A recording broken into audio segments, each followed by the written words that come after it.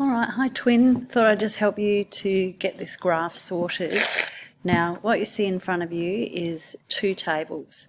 So the first table was actually the initial results. So remember that some went up to, one team, this is one team here, went up to 250, another team went up to 220. So that's a straight out measurement.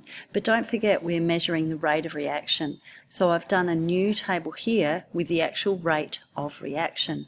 Now when I click on that cell there, you see that I've calculated the rate of reaction using the formula, which is the actual height of the foam, that one there, minus 20.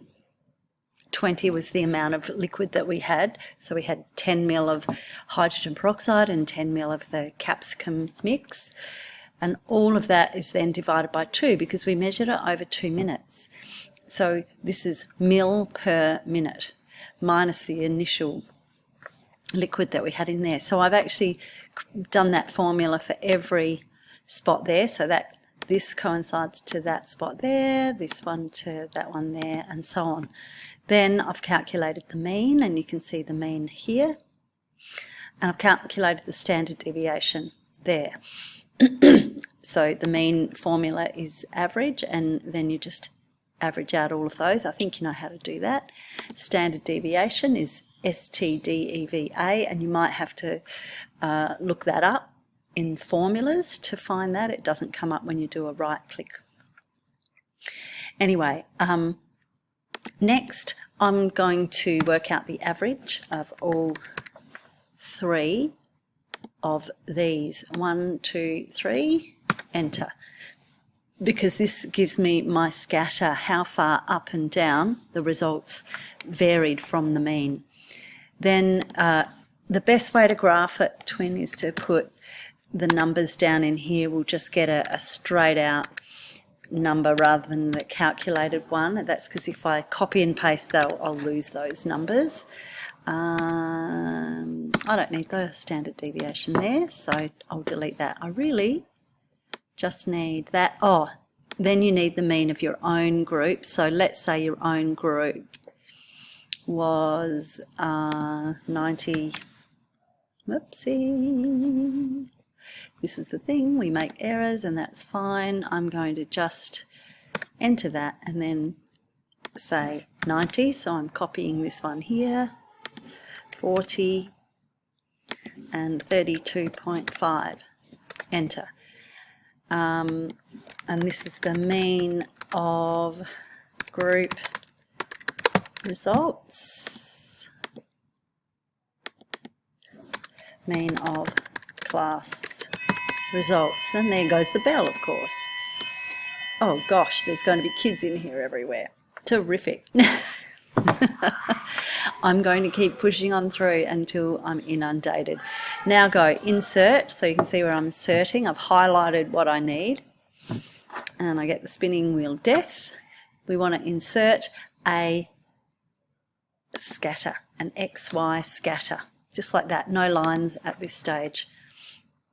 So click on that, double click on that,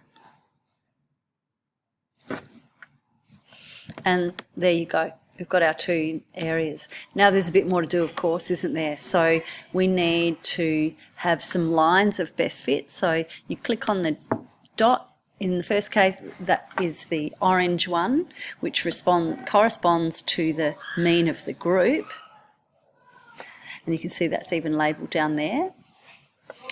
Right click, add trend line, and you'll see it come up here with some options for trend lines. We want to go exponential. The other thing, I'm just going to move me out the way. The other thing is that we want to forecast. This is extrapolating. Extrapolating means going beyond the data, and we want to go on below 10 and up and down. So tab there, and that should then form a trend line. Boom. Close that, and everything's very slow. Where's my trend line gone? I'm just going to pause. There's the trend line, the way I showed you. It didn't pop up before, but I've just made sure it's there. Let's do the next one. So click on the blue. That trend line is actually a trend line of the orange, which is the group result in this case. Yours would be a bit different. Add trend line for the next one. Same thing, exponential, forecast, 10 forward, 10 backward. And we should see a line appear.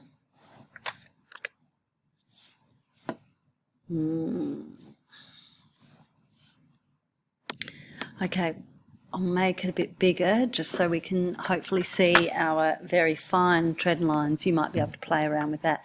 Now we only want to forecast forward and backwards 10, so 10 degrees we're talking about. So this is a measurement of degree. So I don't want to go up to 80. There's the bell again. So I'm going to right click, first click on the axis. I'll do it again. Click on the axis, right click, format axis, and then the maximum goes to 70. Okay, minimum stays at 0. That should fix it. Now, I don't want all of this hoo-ha here, these extra lines that gave me a bit of grief. I'm just going to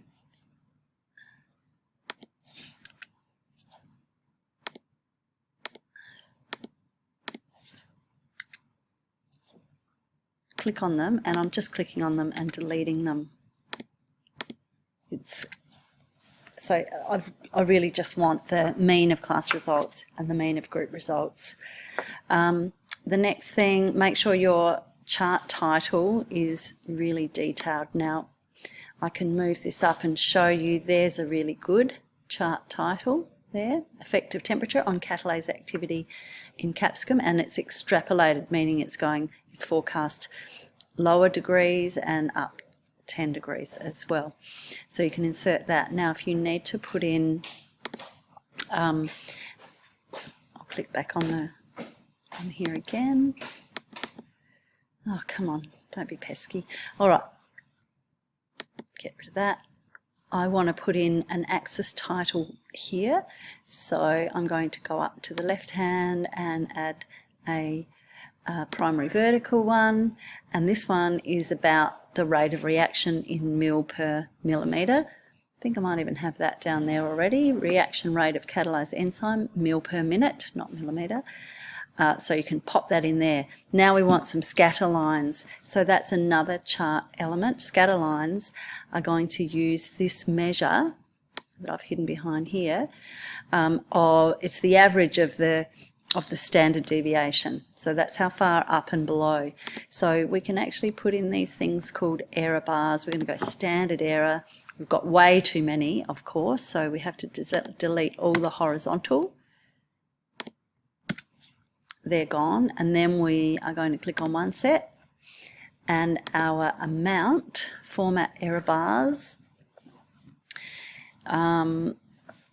is going to be clicking on that, right click, format error bars, and the custom, go down to the bottom, custom, specify value.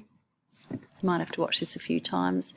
We want a positive and a negative value of 29. So you can see that that one works there. Now that's just one. We're gonna, yeah, I think that covers it pretty well actually. So we've got our extrapolation below 10 degrees, above 10 degrees. Now you may not expect that to go up like that, but that's part of your discussion. We will just, we've got two scatters here. That one is for, that's the trend line. I'm just going to go over this again because the scatter bar has to be for the mean of the whole class results. And you'll see that when I hover over this vertical line here, this is the class results, not the group result.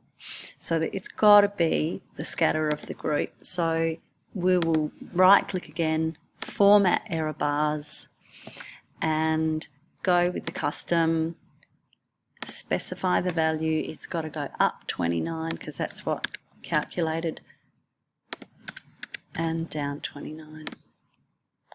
There you go. So this is how much scatter there is. There's a heck of a lot of scatter. But you can also say that the trend is generally down, but there's been a lot of random error, maybe even some systematic error in the design of the prac as well, is something you can talk about. So hopefully this very long and winded video helps you. Bye.